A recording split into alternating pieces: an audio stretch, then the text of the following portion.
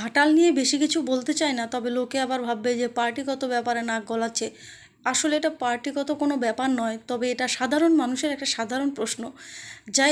যার তিনবারের এমপি হওয়ার পেছনে একটাই কথা, ঘাটাল মাস্টার প্ল্যান। সেই ঘাটালের মাস্টার শুধুমাত্র যে নিজের ছবি করতে ব্যস্ত থাকে সব সময়, এটা আমরা জানি। তিনি অত্যন্ত ভালো অভিনেতা, তাকে আমিও ভালোবাসি, আমিও তার ফ্যান অবশ্যই।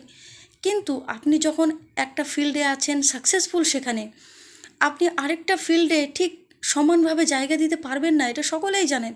তবে আপনি কেন এই ফিল্ডে মানে নিজের নাম রেখে এই জায়গাটাকে বুক করে রেখেছেন এবং এই ঘাটালের সর্বনাশ করছেন? এটা কি একজন মানুষ হিসেবে আপনাকে এটা মানাচ্ছে? এই রাজনীতি একদিন আপনাকেও ঘাটালের মতো ডুবিয়ে ছাড়বে, সত্যি বলছি।